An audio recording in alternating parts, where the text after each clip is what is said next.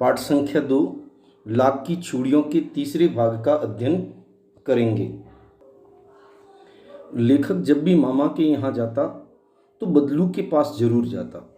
वह उसे सुंदर सुंदर रंग बिरंगी लाख की गोलियां देता। चूड़ियां बनाना उसका व्यवसाय था।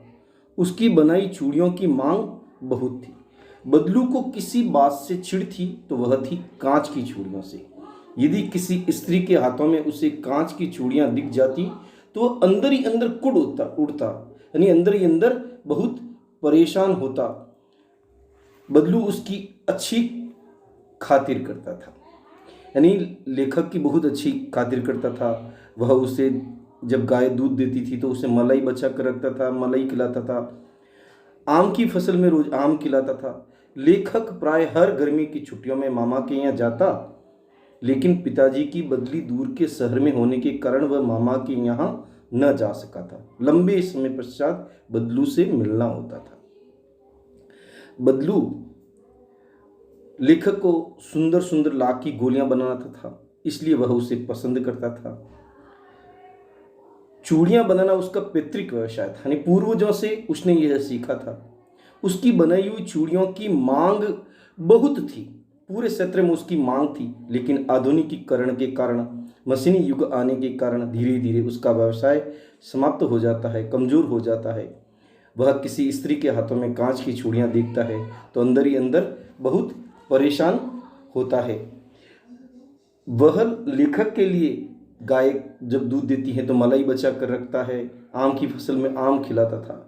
लेकिन लेखक को जो महत्वपूर्ण कारण से अच्छा लगता था वह उसे लाख की सुंदर सुंदर गोलियां बना देता था। लेकिन 8-10 वर्षों से उसका वहां जाना नहीं हुआ, क्योंकि पिताजी की बदली दूर के शहर में हो गई ही थी। लंबे समय पश्चात बदलू से मिलना होता है, यह हमने पूर्व में पढ़ा था। आज का प्रकरण, बदलू लाख की चूड़ियां बहुत ही सुंदर बनाता था। पूरे क्षेत्र में उसकी मांग थी, लेकिन आधुनिक युग के कारण, आधुनिकीकरण के कारण कांच की चूड़ियों का प्रचलन कम हो जाता है और धीरे धीरे उसका व्यवसाय कमजोर हो जाता है।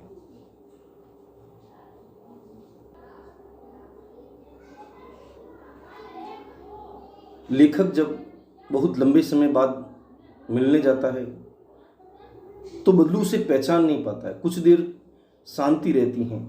मैंने इधर उधर दृष्टि दौड़ाई, न तो मुझे उसकी मचिया ही नजर आई, न ही भट्टी। आजकल काम नहीं करते काका? मैंने पूछा। नहीं लला, काम तो कई साल से बंद है। मेरी बनाई हुई चूड़ियाँ कोई पूछे तब तो। गांव गांव में कांच का प्रचार हो गया है। वह कुछ देर चुप रहा, फिर बोला, मशीनी युग न है लला, आजकल सब काम मशीन से होता है। खेत भी मशीन से जोते जाते हैं। फिर जो सुंदरता कांच की चूड़ियों में होती है लाख में कहाँ संभव है। लेकिन कांच बड़ा खतरनाक होता है, बड़ी जल्दी टूट जाता है। मैंने कहा, नाजुक तो फिर होता ही है लला। कहते कहते उसे खांसी आ गई। वह देर तक खांसता रहा।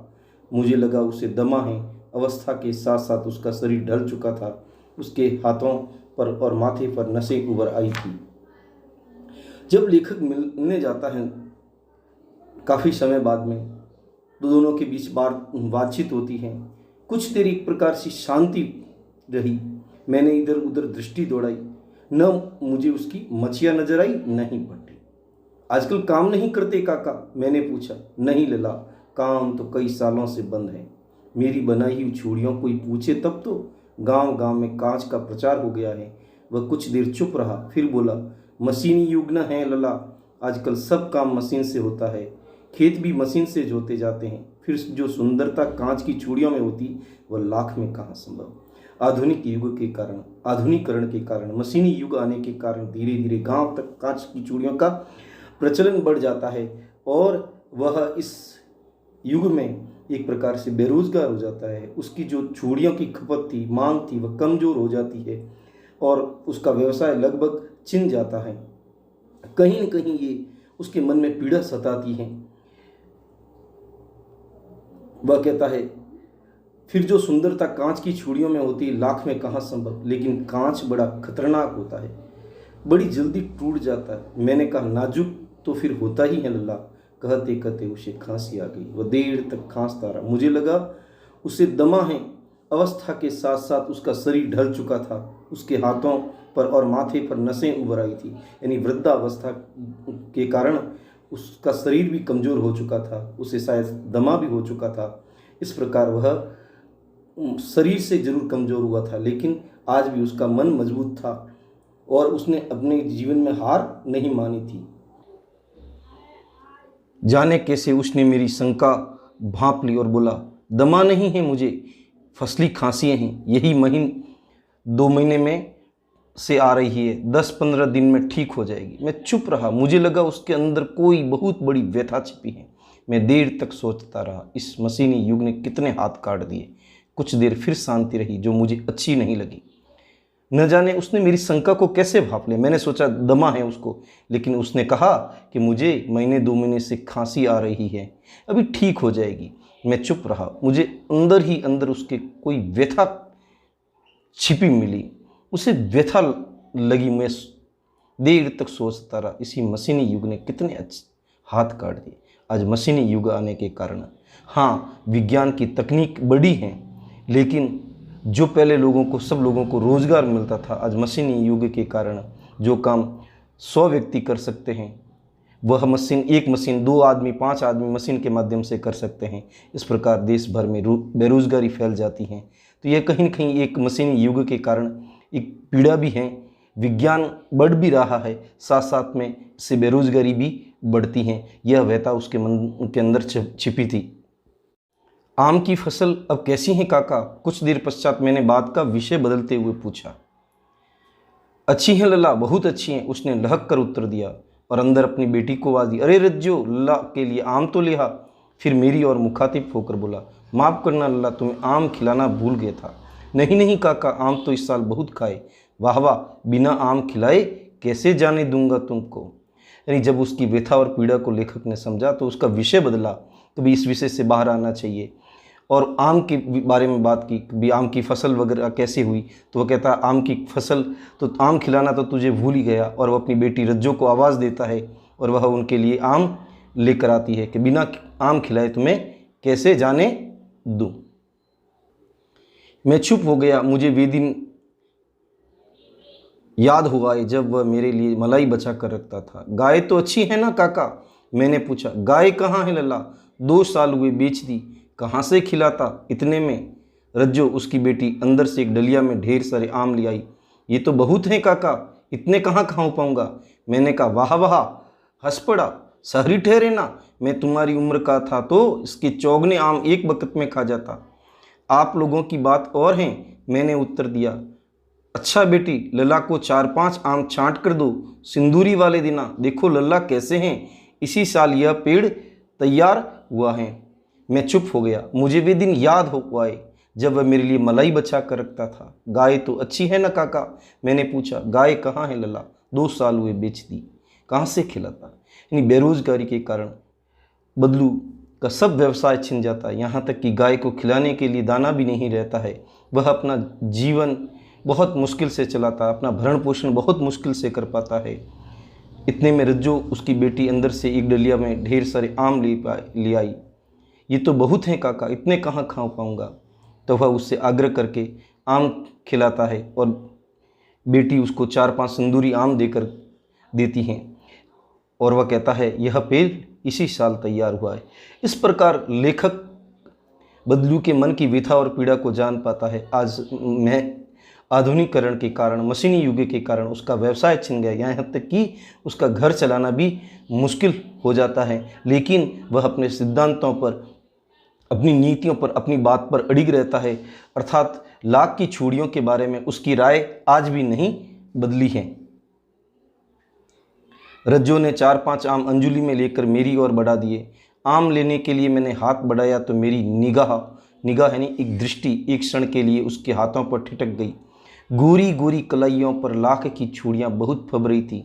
बदलू ने मेरी दृष्टि देख ली और बोल पड़ा, ये आखिरी जोड़ा बनाया था जमींदार साहब की बेटी के विवाह पर, 10 आने पैसे मुझको दे रहे थे। मैंने जोड़ा नहीं दिया, कहा शहर से ले आओ। मैंने आम ले लिए और खाकर थोड़ी देर पश्चात चला आया।